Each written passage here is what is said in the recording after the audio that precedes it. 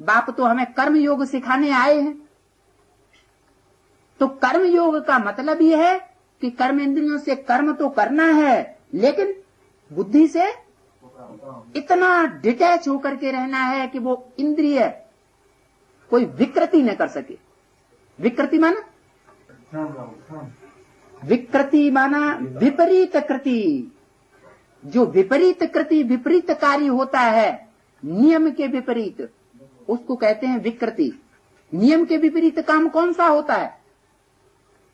किसी को दुख देना, वो है नियम के विपरीत काम। यह है पाप कर्म, जिसे कहते हैं विकृति, विकर्म। और सुकृति किसे कहते हैं? जो सुख देने का कर्म किया जाए, सुंदर कर्म किया जाए, वो हो गई सुकृति। तो पाप कर्म और पुण्य कर्म, सुख और दुख, ये राज भरा हुआ है कर्मों के गुह्य गति में। तो 5 पांडव बचे, एक कुत्ता बचा और हिमालय पर जाकर के गल मरे। माने ऊंची स्टेज, पुरुषार्थ की इतनी ऊंची स्टेज में जाकर के उन्होंने अपने देह अभिमान को गलाया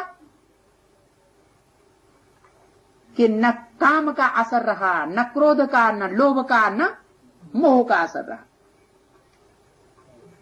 फिर रिजल्ट क्या हुई? उन्होंने तो प्रलय दिखाई दी। क्या कि सब जलमयी हो गई। तो वास्तव में कोई ऐसी जलमयी संसार में नहीं हो जाती। ये तो ज्ञान का जल है जो सारे संसार में फैलेगा। कोई तो इस जल में तैरते रहेंगे। जैसे ज्ञान की बाढ़, जैसे जल में बाढ़ आती है, तो जो नौसिखिया होते हैं या तैरना नहीं जानते हैं, उनकी क्या हाल होगा? वो तो डूब जाएंगे। और जो तैरना जानते हैं, तो ये दुनिया भी है विषय सागर। इस विषय सागर में क्या, इसे वैसे विषय वासना के सागर में जो पड़े हुए हों और तैरना भी जानते हों। तैरना काहे से है? बुद्धि योग से तैरने की बात है, कोई जंगल में जाने की बात नहीं है। तो जो तैरना भी जानते हैं वो ही क्रॉस कर सकते हैं। ऐसे नहीं कि विषय वैतरणी नदी में घुसना भी न पड़े और पार भी हो जाए। लेकिन वो कौन पार होंगे? वो ही पार होंगे जिन्होंने टाइम से पहले बुद्धि योग के अभ्यास का पक्का अनुभव कर लिया और लास्ट घड़ी में जाकर के कहीं प्रैक्टिस करने लग पड़े तो डूबना होगा, पार उतरना नहीं हो सकता। तो यह है राजयोग। जिन्होंने इस राज को समझा होगा वो कर्म योग को समझेंगे, और नहीं समझा होगा तो कर्म को अलग कर देंगे और योग को अलग कर देंगे। सेवा करेंगे तो याद भूल जाएगी, और याद करेंगे हाथ पांव बैंड करके बैठ गए शिव बाबा की याद में। 1 साल के लिए तपस्या वर्ष, कोई सेवा नहीं करनी, तो वो हुए सन्यासी। परमात्मा सन्यासियों को नहीं मिलता, घरगृहस्थ में रहने वाले गृहस्थियों को मिलता है, जो कीचड़ में रह करके जीवन बिताते हैं। तो उन्होंने प्रलय दिखाई दी है कि चारों तरफ दुनिया में जलमयी हो गई। यहां जलमयी का अर्थ क्या है? ज्ञान जल की बाढ़ आएगी। इतना ज्ञान बढ़ेगा, उस बाढ़ में जो तैरने वाले होंगे वो ही फिर अपने को सुरक्षित रख सकेंगे, और नहीं तो डूब जाएंगे।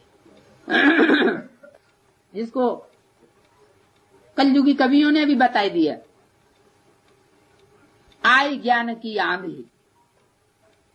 तो जब आंधी आती है, जो पावरफुल होते हैं वो तो थमे रहेंगे और बाकी सब उड़ाए जाएंगे, उड़ाए ले जाएगी।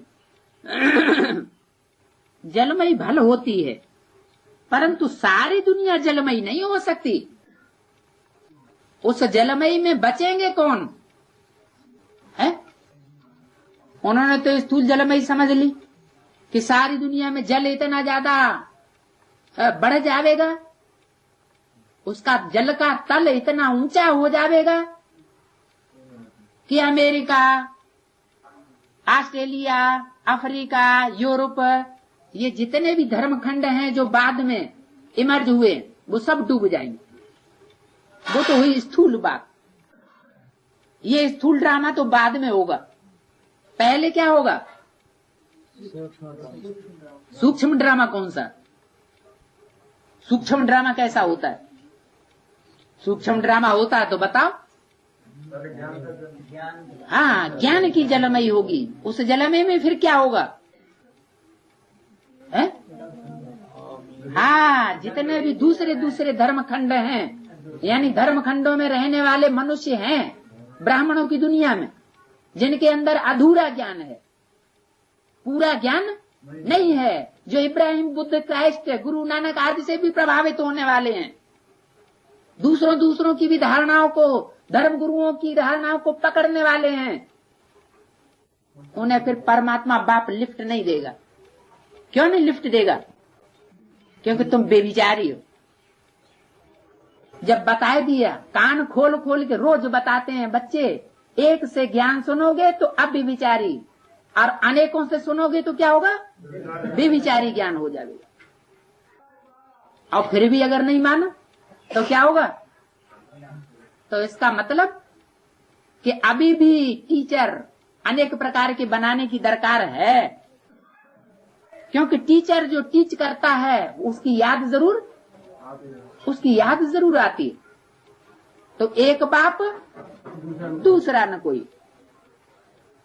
तो जलमयी भल होती है, परंतु सारी दुनिया जलमयी नहीं हो जाती। कौन बचते हैं?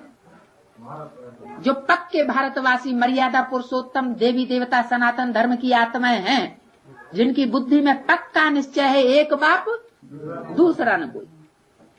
एक बाप ही हमारा टीचर, एक बाप ही हमारा सतगुरु, एक बाप ही हमारा सर्व संबंधी, दूसरा कोई संबंधी नहीं। तो जिनकी अंत समय में ये धारणा 100% पक्की हो जाएगी, वो बचेंगे, बाकी सब खलास हो जाएंगे।